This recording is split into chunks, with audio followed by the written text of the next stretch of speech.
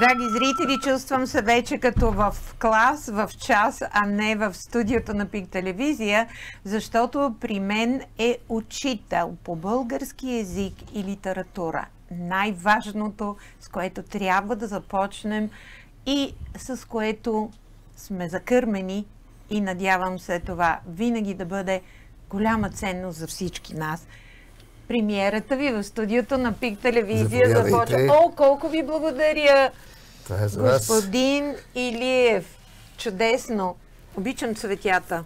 Най-ценните ми подаръци.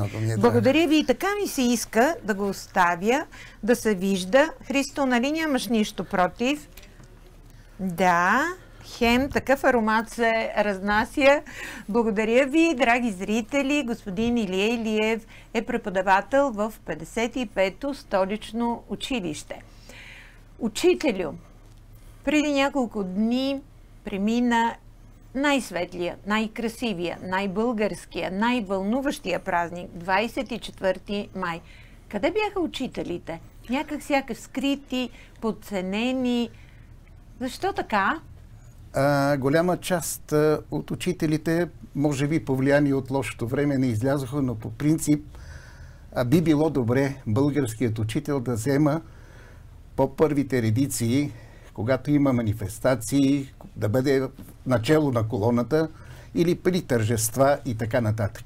Да, имаше тържество пред Народния театър, където имаше изяви от различни училища, включително и от моето, но българският учител по принцип трябва да заеме своето достойно място сред челниците в манифестациите. Струва ми се, че българският учител някак сам се изолира. Сам сякаш мина на по-задна линия, защото ниски заплати, неремонтирани училища из страната, непрестанни разправи за учебните програми.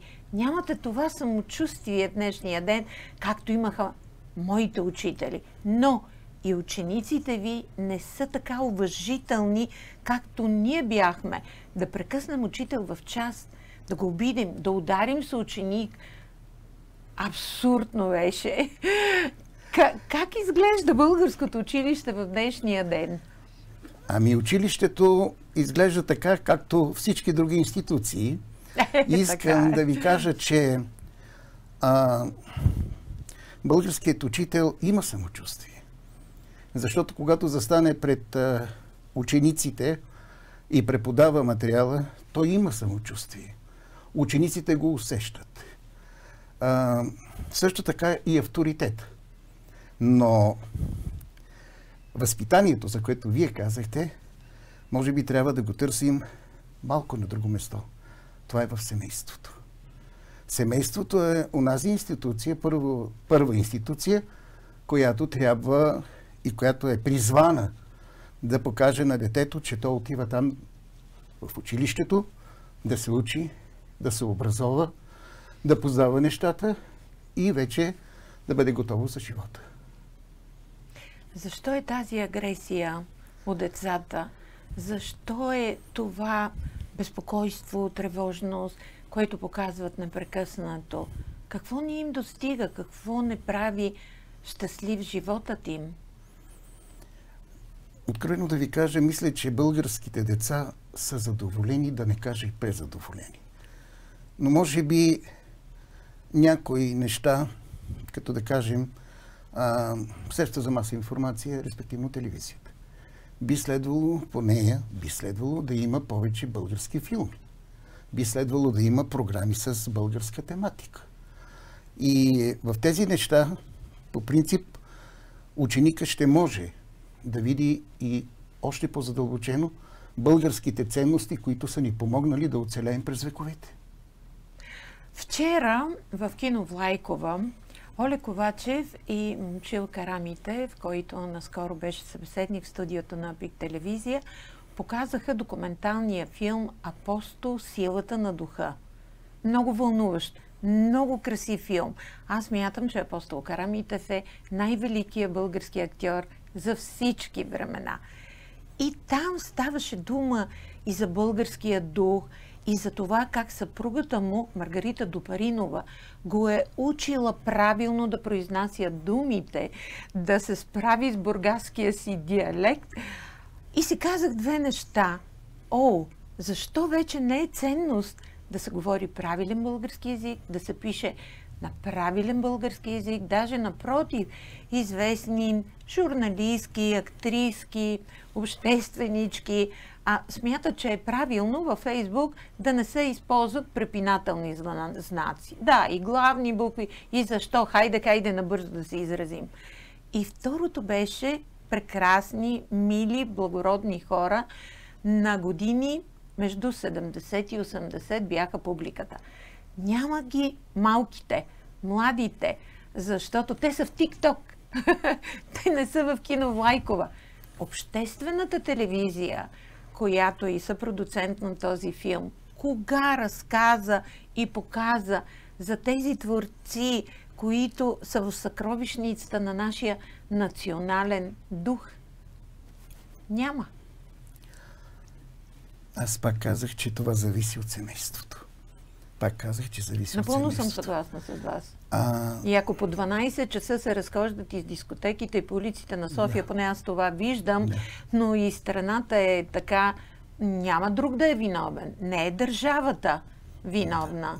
Родителите, които не наблюдават къде са децата им. Родителите, които смятат, че дисциплината е отживелица. Иначе, след да се повторя, ще ви кажа, че българският учител дава всичко от себе си. Повярвайте ми. Българският учител се старае да даде на децата и добри знания, и добро възпитание, добра култура, правилно произнасяне на думите на български език. Така че българският учител, мога да кажа, поклон пред него. Той, въпреки тези условия, които изредихте и които сте ги видели, въпреки всичко той работи по-апостолски, самоотвержено. Това е българският учител днес в България. Колко големи са, на каква възраст са вашите ученици? Моите ученици са 11 клас. Големи са вече. Вълнуват ги обществените събития, предполагам, извън компютърните игри и Инстаграм. Училището като институция, знаете, че е деполитизирана. И по принцип, всякакъв нюанс на политически полъх не е допустим за помислене, камо ли пък да бъде сред учениците. Това, което ми казвате, много ме радва, защото наблюдавам университетски преподаватели, които непрекъснато в социалните мрежи заявяват понякога по брутален начин своите политически предпочитания. Даже една млада телевизионна водеща от БНТ влезе в конфликт със свой университетски преподавател и каза: не желая по този начин да ми влияете и да ми манипулирате моите мисли, моите тези и съзнание. Да, добре е, че се спазва. Спазва се, още повече, че българският учител умее да подбира и да извлича най-ценното от съответния предмет, от материала, по който преподава, и по този начин за пореден път, да ви кажа, да накара ученика да се почувства като част от класа, като част от обществото, в което е. Говоря за моите 11-класници. Кои са любимите автори, културни дейци на вашите ученици? Какво ви споделят? От какво се интересуват? Интересуват се от всяка новоизлязла и интересна книга. Да? Споделят. По някой път в часа на класа разговаряме с тях, водим дискусии, водим спорове. Надявам се, че така из цяла България. Учениците са заинтересовани наистина, но ламтежът им е към българското, а не към някои други неща, които, за съжаление, се показват по телевизията. Книги, автори, които напоследък сте коментирали? Всичко. Няма да споделям автори и книги, но искам да ви кажа, че са много в част учениците ни. И имат свое собствено, вече изградено мнение, и то мога да ви кажа, че е реално и абсолютно добро.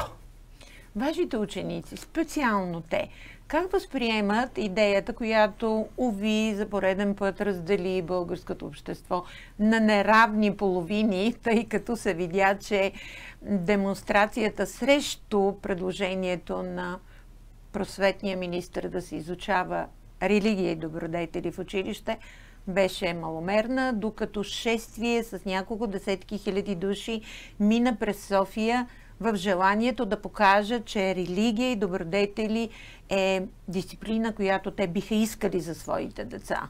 Ще ви кажа откровено, по тази тема не сме водили разговори. Не сме водили разговори, затова тук няма как да споделя. Не сме водили по тази тема разговори. Не се вълнуват учениците ли или очаквате другаде да се вземе решението? Не сме водили разговори по тая тема, за да мога да ви кажа кое точно ги вълнува и как, по какъв начин те търсят и намират решението. Вълнува ли ви вас езика, който се използва публично, навсякъде и по медиите, социалните мрежи, трибуните на държавните институции, как се неглижират правилата, как ненужно се използват чуждици? По мое време беше недопустимо.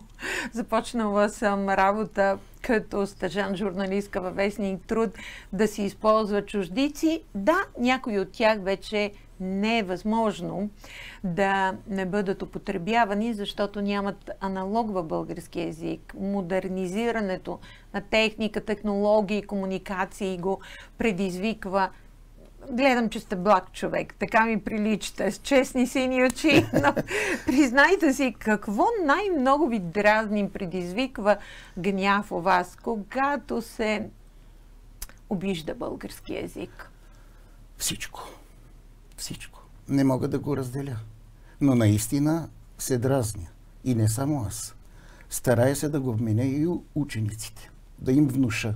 Да говорят на чист, книжовен български език.